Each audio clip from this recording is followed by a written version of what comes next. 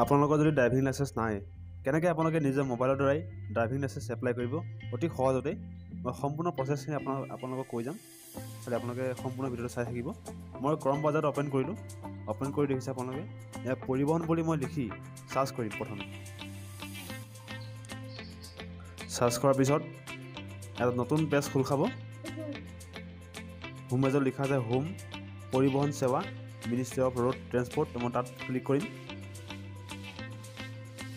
অলপ সময় লোডিং ল'ব নতুনকৈ এটা পেজ খোল খাইছে তলত লিখা আছে ড্ৰাইভাৰ লাৰ্ণাৰ লাইচেন্স তাত ক্লিক কৰিম মই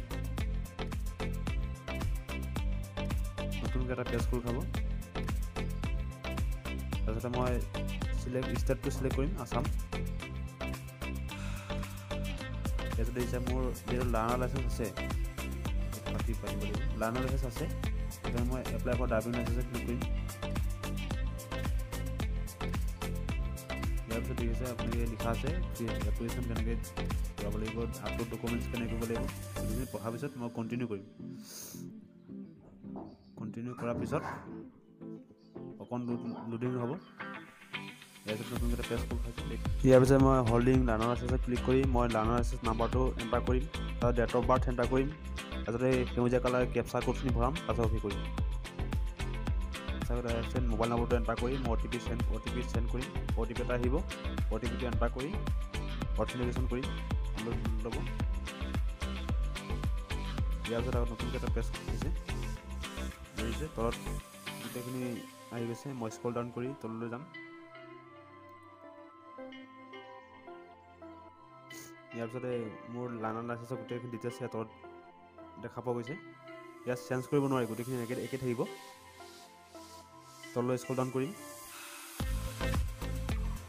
এই ঘৰটো দেখিছে আপোনালোকে motorcycle with gear non transport সেই অপশ্যনত ক্লিক কৰা পিছত এই কাৰ্চিন দুটাৰ ভিতৰত এটা ওপৰৰ কাৰ্চিন ক্লিক কৰাৰ লগে লগে তাৰ বিপৰীত ঘৰলৈ সেই অপশ্যনটো গুচি আহিব তাৰপিছত ছাবমিট কৰিব লাগিব লৈ আহি ছাবমিট কৰিম অ'কে কৰিম তাৰপিছত এড্ৰেছখিনি লিখা আছে এড্ৰেছখিনি তাৰপিছত মই অ'কে কৰিম আকৌ অ'কে কৰিম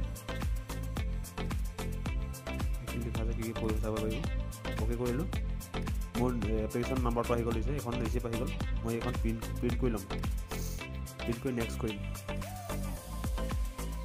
নেক্সট কৰাৰ পিছত দিছে মই আকৌ আহি গ'ল এপ্লিকেশ্যন নাম্বাৰটো এণ্টাৰ কৰা আছেই ডেট অফ বাৰ্থ আছে মই কেপচা কোডখিনি ভৰাম সেই সেউজীয়া কালাৰ কেপচা কোডখিনি ভৰাম ভৰাই ছাবমিট কৰিম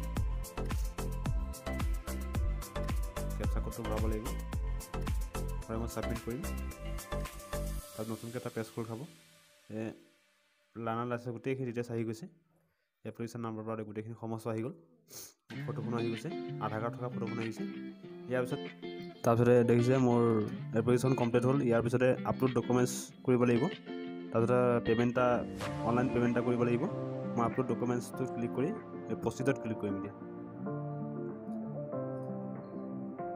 দেখিছে আপোনালোকে প্ৰচিডত ক্লিক কৰাৰ পিছত আপোনালোকে দেখা পাব তললৈ এই অ'কে কৰিম অ'কে কৰি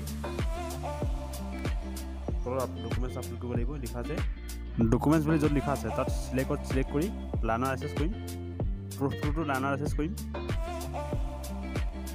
তাৰপিছতে মই লাৰ্ণাৰ লাইচেন্সৰ নাম্বাৰটো এণ্টাৰ কৰিম বা নকৰিলেও হ'ব আৰু কেতিয়া কি মাধ্যমেৰে কৰা হৈছে অনলাইন কৰিছোঁ অনলাইন কৰি ইছ্যুড বা অনলাইন তাৰপিছত ইছ্যু ডেট কিমান তাৰিখে মই লাৰ্ণাৰ লাইচেন্স এপ্লাই কৰিছিলোঁ সেই ডেটটো লিখিম ডেটটো লিখাৰ পিছত চ'ৰ্চ ফাইল লিখা আছে চ'ৰ্চ ফাইলত গৈ মই লাৰ্ণাৰ লাইচেন্সখন আপলোড কৰিম আপলোড কৰাৰ পিছত আপলোড কৰাৰ পিছত কনফাৰ্ম হৈছে কনফাৰ্মত ক্লিক কৰিম ইয়াত আহিছে আপোনালোকে লাৰ্ণাৰ লাইচেন্সখন ছেভ হৈ গ'ল ইয়াৰ পিছত নেক্সট কৰিম নেক্সট কৰাৰ পাছত আকৌ এপ্লিকেশ্যন নাম্বাৰ আছেই ডেট অফ বাৰ্থ এণ্টাৰ কৰি কেপচা কোডখিনি ভৰাই ছাবমিট কৰিম ছাবমিট কৰাৰ পিছত তললৈ স্ক্ৰল ডাউন কৰিম দেখিছে মোৰ এই আপলোড ডকুমেণ্টছ মোৰ কমপ্লিট হ'ল এতিয়া আছে পে'মেণ্ট এটা পে'মেণ্ট কৰিব লাগিব প্ৰচিড কৰিম প্ৰচিড কৰাৰ পিছত পে'মেণ্টখিনি কিমান দিয়া আছে মই ইছ্যু নিউ ডিএলৰ কাৰণে 200 টকা এটা আছে ড্ৰাইভিং টেষ্টৰ কাৰণে 300 টকা এটা আৰু আদাৰ টেষ্টত চাগে 150 টকা ল'ব গোটেইখিনি মিলাই আপোনাৰ 650 টকা, এই 150 টকা হয়। গোটেইখিনি মিলাই 650 টকা এটা পে' কৰিব লাগিব, অনলাইন পে' কৰিব লাগিব।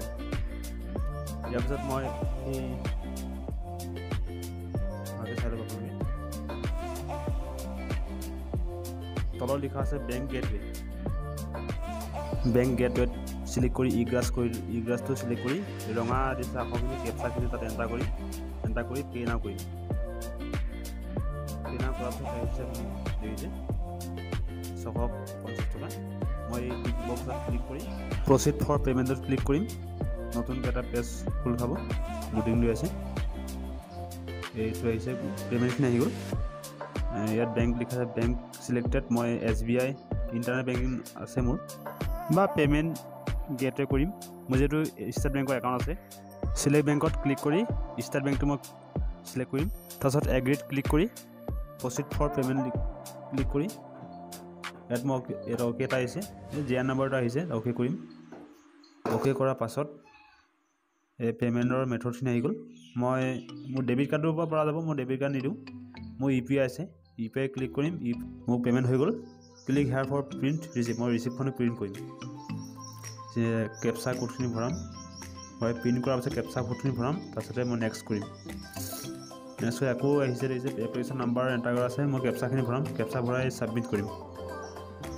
ছাবমিট কৰিলোঁ। ছাবমিট কৰাৰ পিছত দেখিছে আপোনালোকে মোৰ পে'মেণ্ট আইপিন আছে, চব পে'মেণ্ট হৈ গ'ল। আপলোড ডকুমেণ্টছৰ গোটেইখিনি কমপ্লিট হৈ গ'ল। গোটেইখিনি কমপ্লিট হোৱাৰ পিছত মই ডাইৰেক্ট হোম পেজলৈ গুচি যাম। এতিয়া শ্লট বুকিং কৰিব লাগিব। তাৰপিছতে শ্লট বুকিং কৰাৰ পিছত মই যি তাৰিখত মই বুকিং কৰিম সেই তাৰিখত গৈ মই মোৰ যিটো নিয়াৰেষ্ট DTO অফিচ তাত গৈ পেলাই মই বাইকখন চলাই দেখাব লাগিব। বাইকখন চলাব পাৰিলেহে মানে মোৰ ড্ৰাইভিং লাইচেন্স লাগিব। মানে এই এপইণ্টমেণ্ট অপশ্যনত মই ক্লিক কৰিম। তাৰপিছতে প্লিজ ৱেইট, অলপ সময় পিছতে ইয়াত নতুনকৈ পেজ খোল খালে।